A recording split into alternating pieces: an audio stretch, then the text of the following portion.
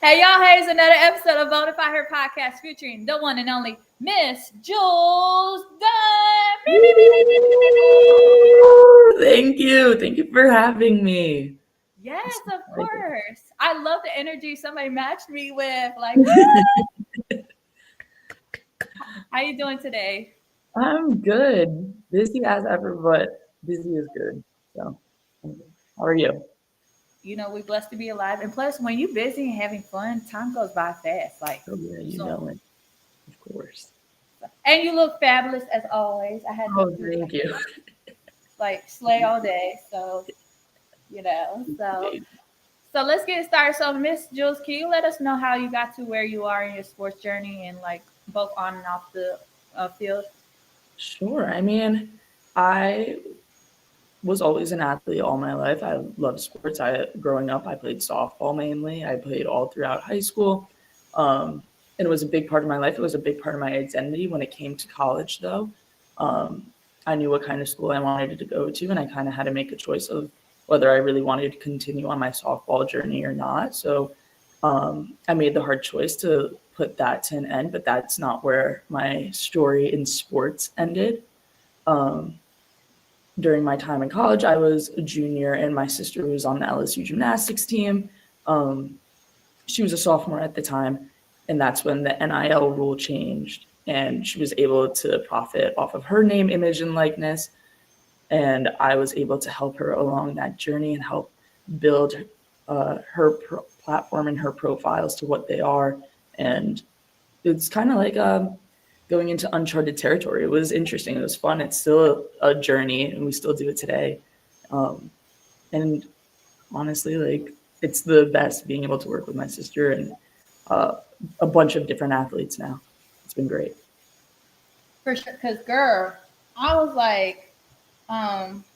because for those that don't know, we had met at AthleteCon, and I was I was thinking to myself, I saw a huge line. First of all, the rooftop party was amazing. So it's Yeah, like, like totally. you know that sound, you know that audio on TikTok where it's like Tiffany Haddish oh, this is nice, Yeah. girl. Oh, like Yes. that's how it would felt for me. I was like when I saw it, oh, this is nice. This is the most royalty kind of life I've ever experienced. This is so Yeah. I probably ooh. But my question for you is can you explain what you do for the audience that don't know? Because what you do and what's the everyday life for you? Well, one, the everyday life is different, but for those of you who do not know, my sister is Livy Dunne. Uh, I think the most followed collegiate athlete across all social media platforms, third highest earning NIL athlete, um, highest earning female NIL athlete. So what I do with her is I act as her manager, her day to day, hands on. I've been living in Baton Rouge for the past 6 years, where those was for my own college experience, 2 extra to help her with hers. And it honestly became such a natural fit to work together. I mean, her and I have always been super close. She's my little sister. She's my built-in best friend, my ride or die. Growing up, super close. And then when it came to work, it just was such a natural and easy fit. Just being able, because she's so busy at that time with school, obviously, and gymnastics, where I would step in and I would do a lot of the brand work and just going back and forth with the brands and coming up with concepts for different ads and just kind of handling that work front. And then that also goes into like just our everyday, day to day, whether it's coffee as sisters or filming an ad as business partners. But every day it is truly something new. And I think that's the most fun. So what was the transition like for you for from playing in softball, because you're still in the sports world, but playing wise, what was that transition like going from playing the softball to the business aspect in the sports world? Sure. I think no matter how far along you are in your athletic journey, whether you're a kid going into high school, finishing high school, finishing college, finishing professional career, it kind of feels like a loss of identity for a moment. It's not that you're taking away the title of being an athlete, because I feel like once you're an athlete, you're always an athlete.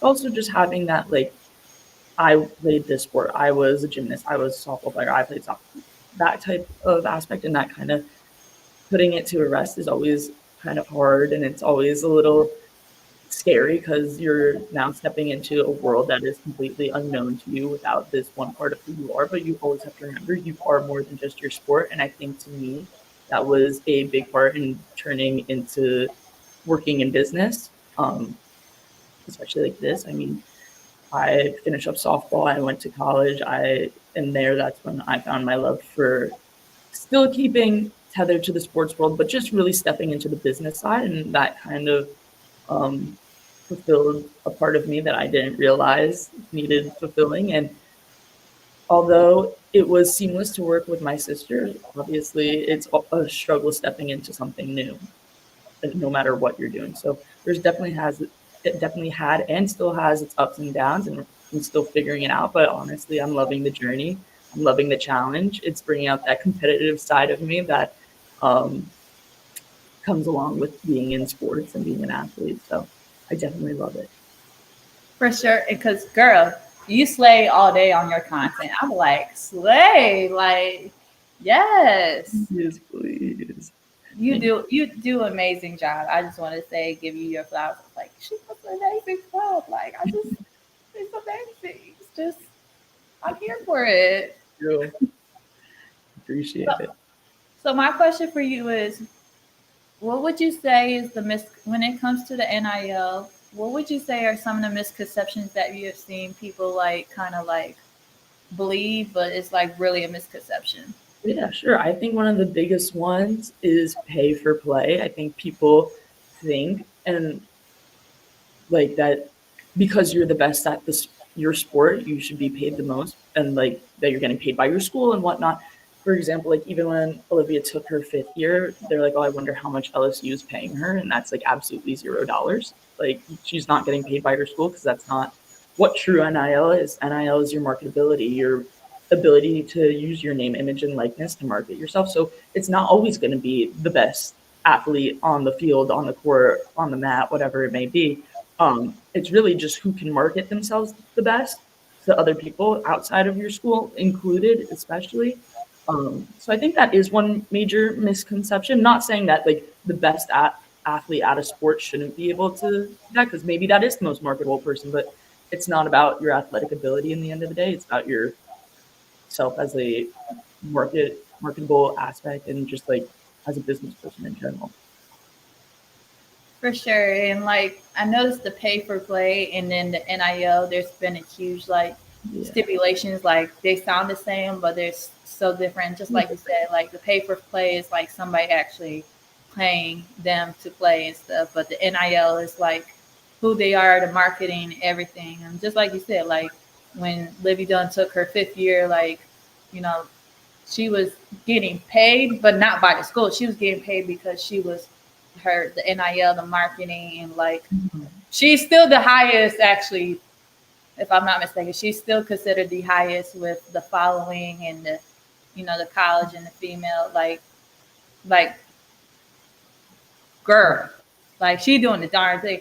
And what you do be I think a lot of people I think you gotta give yourself credit too, Julz, because what you like I think the partnership with you and your sister is amazing because it's so I think it's very rare because you like I was saying, like it's so rare to see like the sisters like just work together and it's like, oh, I see it. It's like already created, so it's like easier. So, but my question for you is like, you know, when it comes to social media and like also the branding, do you feel like boundaries when it comes to like saying the offering is necessary, especially for like companies that's trying to reach out to say you and your sister?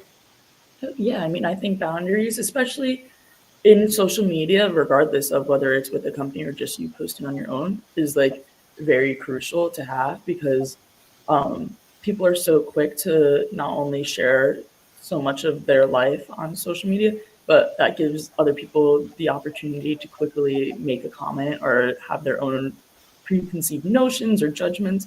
Um, and I think it's always important to draw boundaries. I mean, I our mom has taught us from an early age, like you show the sides you want to show on social media, but you don't show the whole thing. You don't let it's everyone's not entitled to be invited into your life. Like you do not have to post your whole life. So I think we're very intentional with the things that go up, whether it is just like everyday content or if it's working with a brand. It's very like we're very focused on the message we want to deliver to people. So I think boundaries are important. And that even goes to say with, like I said, with people making their quick comments or judgments or whatever it may be, like to respond or block or delete a comment. I don't think it should be a controversial or like any type of way other than you're protecting your own page. That's your own content. Like if you want it presented a certain way, if you don't want to see a comment on your post, delete it. Like it was never that serious, you know. So I do think being intentional, drawing those boundaries is very important, not only for your everyday content, but more importantly when you are working with brands. For sure. And my question for you is, as you got a chance to, both you and your sister got a chance to be keynote speakers at AthleteCon. What was that like to be part of AthleteCon 2.0? And, what was it like to be part of that, as well as just being able to um, provide the wisdoms and gifts to all the other athletes? Thank you. I had the best time at AthleteCon. That was awesome. Stan Green is a good friend of mine. Um, and I was just honored and truly blessed that she gave me the opportunity to get up there to speak. Also with my sister, who like it was just something so nice that I think a moment we got to share together that was just something I was truly grateful for. Because I don't think a lot of people see the business side of it. They see the post go up, or they see the 30-second clip or the picture, but they don't really see what's happening behind it. It's not just like filmed willy-nilly and posted. It's a lot of intention. It's a lot of perfectionism. It's hitting the points, going back and forth, which is also like something I don't think a lot of people understand that I do and I play a big role in. So being able to get up there and kind of speak about what we do as a business and being able to answer questions and giving feedback and like what we have done that we think works best was such a unique and awesome experience for me, just because I've never done anything like that. Like I remember even going before I went up on stage, I was talking to Sam and I was just saying like how nervous I was because like public speaking is just not something in a professional setting is not something I've ever really done because I do work behind the scenes a lot of the time. And her giving me that platform and getting up there to speak was exhilarating. Like I loved it. I hope to do it again, whether that's AthleteCon, or other events. I I just thought it was an amazing experience. For sure, because I was like, I was, like just to hear y'all stories and like how the NIL y'all got into it, and it's like, oh, like this is game changer, like, Mhm. and to see like I've like, and then to see so many people raise their hands, it's like, that's like, I gotta make sure I gotta get one in just real quickly, because Of like course. I was like, I have to make I sure I mean, get. I was sitting there, I was shocked. I'm like, oh my God, people actually have questions. They actually cared what I just said. That's insane.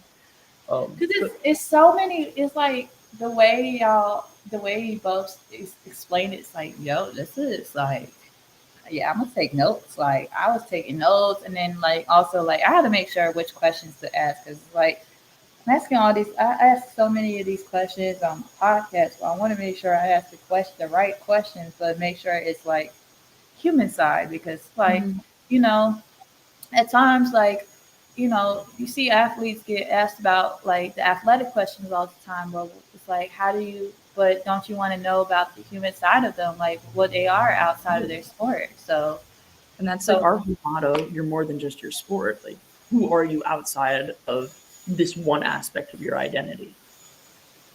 do you see like both of you guys kind of emphasize that, like as you continue with the sports business? Oh yeah, 100%. I mean, to get to where we are today, the whole motto was you're more than just your sport. We were taught that at a very early age, especially Olivia.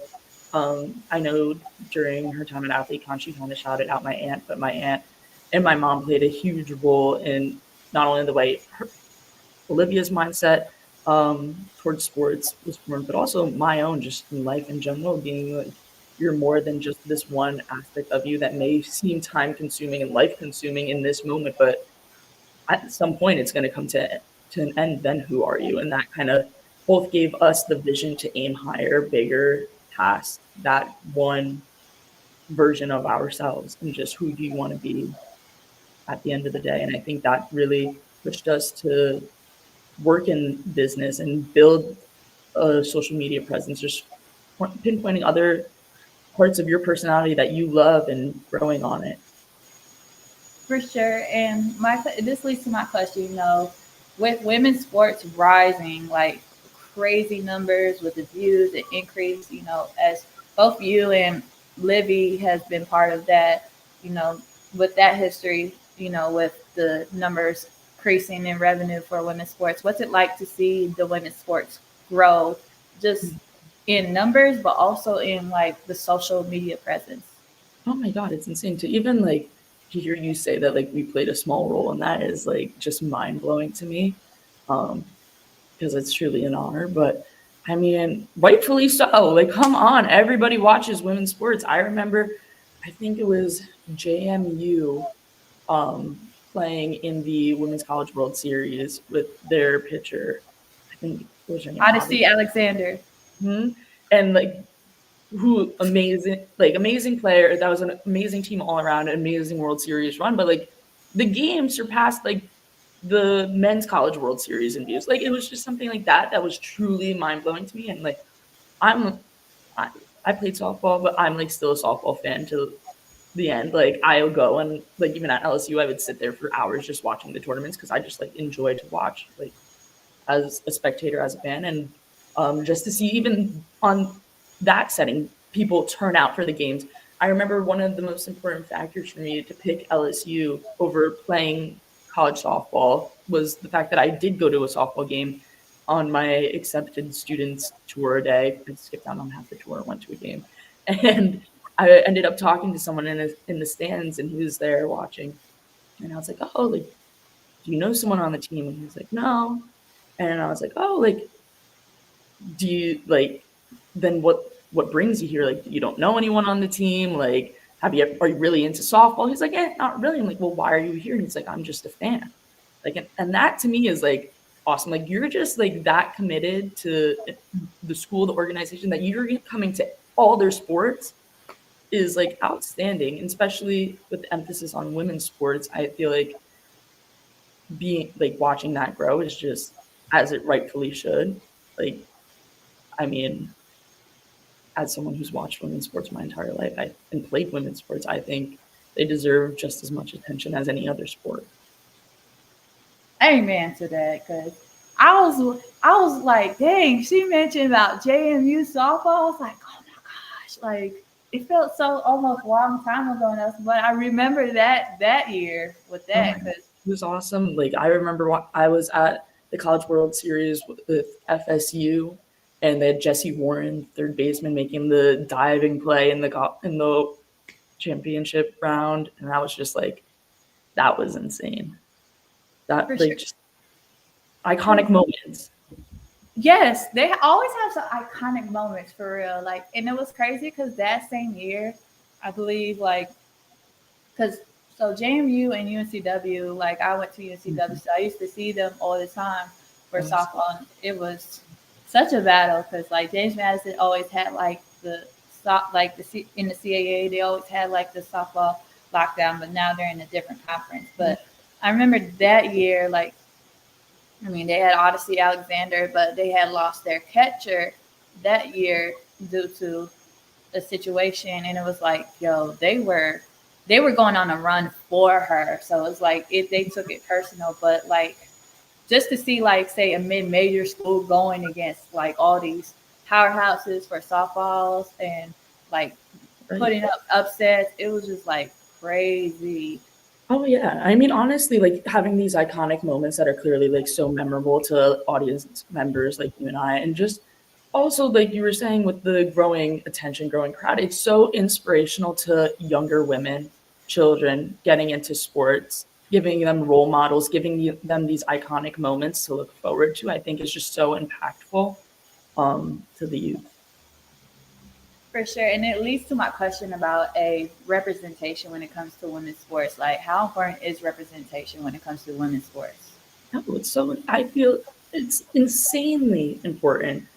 I remember growing up, contradictory to LSU, I loved Alabama softball. To me, that was just in like the best. Like Jackie Trina out on the mound, like that's who I was like. I want to be there. Like, or like I want to go to a game. I want to watch. Like, and like even as just like a young girl during a time where sports aren't getting the attention that they are now, just watching that was like so inspiring to me to try and like be the best player on the field and whatnot. So like to watch women's sports grow and like expand and just providing those opportunities to like, younger women to say, hey, like I want to be like her when I grow up. I want to be able to do that. I like it's just I can only imagine how impactful that may be, and hopefully it continues to grow and um, leave its legacy. For sure. Because, girl, man, I used to hear how great Alabama softball was, too. Like, but there was a girl on my USC WT. She transferred for Alabama. She's like, man, Alabama has a great softball program. They just have a great everything with their. It's like, God dang, like. Like Patrick Murphy, like I was a stan. Like I'm like Patrick Murphy, like is the coach. Like Haley McClenny playing the out.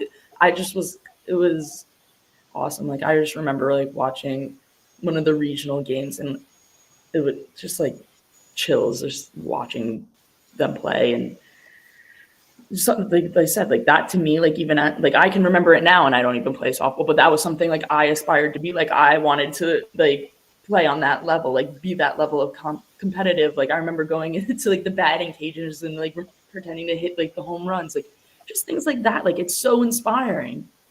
It's so inspiring. And as the audience grows and media attention grows, I think it is leaving its impact and it's important. Did you ever used to watch like the USA, like the Olympic softball team? Like, did you ever Or, used to watch this? oh Because, my gosh, girl, they were. Whew. I know. I mean, I remember one of my tournaments growing up, I got to meet Jenny Finch, and that was just like one of the most insane experiences ever. I was losing my mind. But like even that's what I'm saying. Like we're sitting here like floored at that. And like that was an inspiration to me when I was little. It's still amazing of an experience now. And I can only imagine with the growth of women's sports and the media attention and just like the level of excellence it has achieved and has yet to achieve is going to leave its mark on history and become role models and idols to younger women to, aspire to compete at that level. I think it's important to women, kids in general, just to be in sports, get off your phone, get outside, get play, human interaction, get competitive. I think one of the biggest things, and I feel like when it comes to women's sports too, I feel like there needs to be, yes, there needs to be more men's sport too, but I think it needs to start with the women within us. Because I know sometimes women, like, it's like they don't like sports, but at least appreciate that there's people out there. If you have a kid that wants to play sports, like, appreciate that. It's like, it's already kind of hard, like, just, you know. Yeah, I feel like you kind of just said, it has to come from within. Like we have to be our own support for it to grow to everyone. Um, and that's just women's sport and men. So this leads to my question too. So I always say, especially on my broadcast channel, Athletes Advocate, athletes are human first. So, 100%. as an athlete, as a sports business, and a sister, how important is mental health? Oh, extremely important. I mean, I've watched my sister go through it all. I've watched her teammates go through it all. Like I said, my aunt and my mom, mindset coaches. So that's always been a big focus of our upbringing is like healthy brain, healthy body type of ordeal. And I think the days where you do need a break and the days you need to take off and realign are the most important days out of your entire preseason season. Like those are the days that get you to where you need to be. The days that you just need a minute to yourself, take the break, get the help you need, come back stronger. Cause girl, like and it's crazy because a lot of people, when it comes to health, they automatically think about the physical health instead Right. of like say, the mental is always overlooked, and it's like Mm-hmm. how you, it's like how you function physically. It starts with how you function mentally because 100%. so it's like you can make look like you are the happy-go-lucky, but sometimes it's like behind closed doors, like even the happy, strong people in your life need to be checked on. Like check on Mm-hmm. those the happy-go-lucky, strong people in your life because you never know what type of silent battles they're going through. Exactly. Exactly. So, so my question for you is, especially like, okay, so you got a chance to, you're at LSU too, and you Mm-hmm. got a chance to witness, say, LSU winning the national championship for gymnastics. For Mm-hmm. you, what was that like to see that for, just from your aspect as well as seeing like your sister winning it, like just being that presence? I mean, I know like the behind the scenes of like what goes into training, the work, the blood, sweat, and tears put into it, and to see it all play out, ending in the victory, LSU's first national championship for gymnastics was just absolutely amazing. Um, like it brought tears to my eyes. Unfortunately, the day of the championship meet, they had a ground cancellation in Dallas, so my flight got canceled, and I watched it on TV as at a Hooters, as my sister would have loved. That's where she would want me to be if I wasn't at the meet. Trust me. But I was. It was the closest to the airport. We're like, all right, let's just go here, watch it. Um, and that's where I saw them win it all. And I got a call from my mom saying, "There's one more flight out. It's gonna land at 11 o'clock. Are you coming to celebrate?" And I was like, "Hell yeah, I'm coming to celebrate. They won." Um, so I hopped on the flight. I landed straight from the airport, went out to celebrate. And truly, I was so proud of that team. Immensely proud of my sister. Like I said, I see the effort that goes into it, the blood, sweat, and tears, the hardships, the hard days, the good days, everything that happens in between, and they truly deserved it. And like as a fan, that was like exhilarating to just watch. I mean, if you've seen any photos or ever been to an LSU gymnastics meet, you would know I sit front row of the student section with a gold cowboy hat on and I'm screaming my head off. Everyone can hear. 13,000 people doesn't matter. I'm the one voice that is like projected through, or at least in my brain. I'm like, I'm really screaming my head off. I might blow a lung. But like just the level of passion and like joy that I felt was just like overwhelming. And obviously I had to make it for the after the post win celebration. That was I could, amazing. I could Iconic. just, I could just tell it's like, oh my gosh, just bringing back memories. Like I'm about to I cry. know, literally, I'm trying to keep it together. No, it was absolutely iconic. It was amazing. I I'm almost speechless about it. Like there's no words to describe the way I felt seeing that win. It's crazy because it's like, Savannah that was on the LSU team. Yeah, The of course. So she was like, I had her on here. She was like, I don't even think my wedding could top this amazing moment because it's like even this with top. I was like, I don't think my wedding could top this. It's like because it's like you work so hard for it and everything, and it just comes. I was like, oh, this is Right. real. So it's like not even your wedding moment is going to top. I was Right. like, hey, No, I'm no, here it's for real. It's real. I mean, I'm like, that was awesome. And I wasn't even the one competing. I didn't even make it to the competition. I wasn't even in the stands, but I was like, this is one of the best experiences. Made me feel overwhelmed with like absolute like happiness and joy to obviously see your team win, but also a feeling of pride for my sister and just how proud I am of her and her team. it. Yeah, like I've never heard. It's like the fact that you said you went to a Hooters to watch. It's like I ain't never heard of Hooters showing a women's game. I always used to see when I I was said, "Give me the remote. I need to put this on right now." It was literally like because it was me and the coach's son. We're like, well, what the hell do we do now? Like all the flights are canceled. We're like, find the nearest like sports bar anywhere that like you can throw the show on and just put it on the TV. So marched right in there, took control. you're like When Hooters. Y'all need to everyone put in this. there was cheering once they saw the win.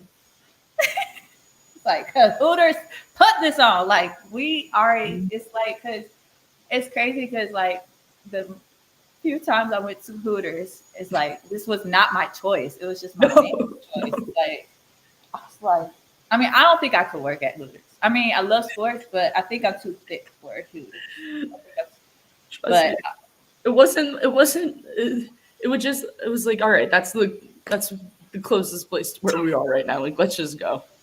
it was. I just think it was. It's like y'all demand. It's like yes, put this on because I'm here for this, and it's the national championship. Who doesn't like a national championship? Exactly, and This especially is if you're in what. the state of Louisiana, I'm like, you're gonna want to watch LSU right now. You're gonna want to watch this win. Right. And that's what I mean. Everyone loves women's sports. It doesn't matter if you know someone on the team or even know what the hell's happening. It's gymnastics. No one knows what the hell is happening. But you're watching it and you're a fan. You're a fan. You get competitive for your team and you watch a win. Speaking of Louisiana, especially like LSU, like honestly, like LSU has taken, and I mean, from your experience from seeing it, witnessing it, LSU has taken the NIL to a whole new experience to where like you see like a lot of people kind of taking notes, especially like say when Livy and Angel Reese were like the covers on I think Sports Illustrated, and then there was a whole I think Prime documentary I believe, Mm-hmm. and they had a whole series about that. You know, from your experience and from witnessing it, what was that? Do you see like kind of how LSU? Do you see how like kind of LSU and NIL kind of like changed the atmosphere for where colleges and college athletes want to follow in their footsteps? Sure. I mean, LSU in itself is such a big brand. I think um, even just the title of the school, LSU, just holds so much gravity and so much weight, especially when it comes to marketing.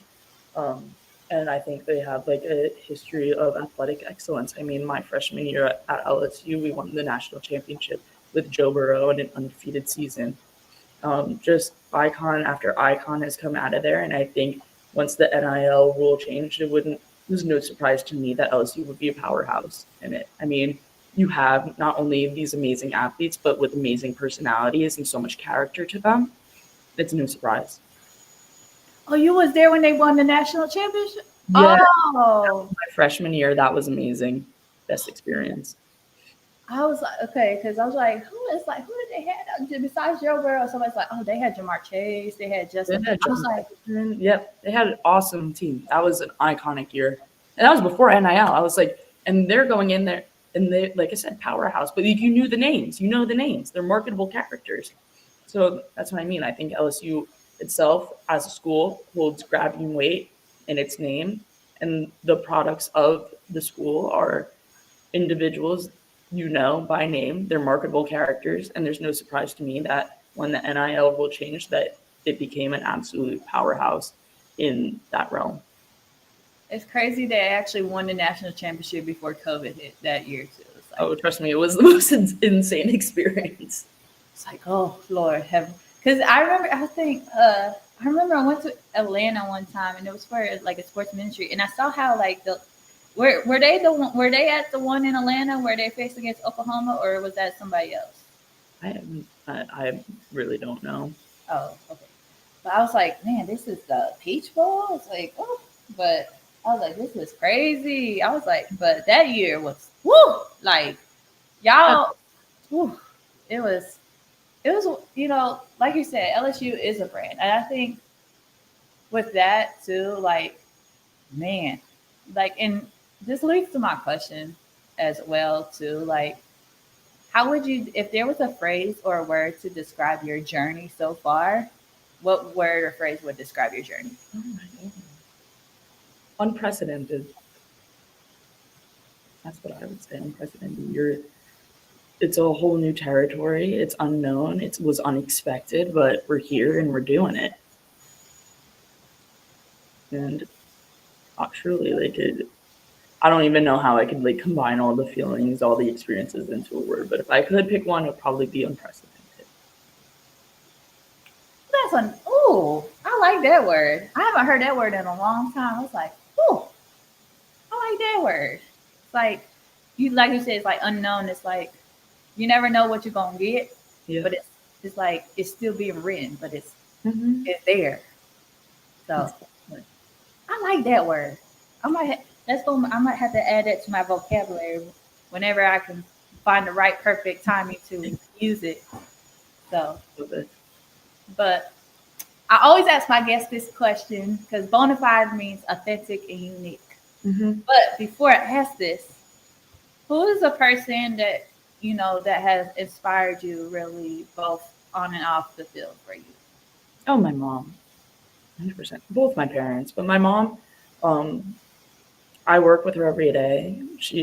Her and I help run the Livy brand in itself, but she truly is a woman who wears many hats and is a woman of many talents. And she is like the epitome of being a person who's multifaceted, more than one thing. And I think on and off the field, she's someone who's 100% inspired me because, like I always say, like you're more than your sport. You're more than just a softball player. You can do this, and that. And she truly is someone who's taught me that the possibilities are endless and you don't need to box yourself into one thing. And there's always another road to take. So I definitely would say my mom. Oh, yes. Shout out to moms. Mm-hmm. Shout out to her. She, it's like, it's like the moms is like, man, they do so much for us. It's like, dang. It's like now I understand. Like when y'all say sacrifice, now I understand. Yes, definitely. And like you said, they wear many hats. Oh, yes, I see it now. So like, but shout out to moms. Shout out to moms. So I always ask my guests this question. Bonafide means authentic and unique. So what makes Miss Julz Dunne bonafide? What makes your story stands out? Oh my goodness, this is such a loaded question. I mean, I think what makes it stand out is that it's my story. I think every human life is a unique experience, and I mean, I'm doing the best I can. But um, yeah, I feel like I just feel like I'm in a territory where no one's done what's being done. I mean, NIL, we're like the forefront of it. We're like kind of like the first to do it, the leaders. So it's like an area that no one's ever touched.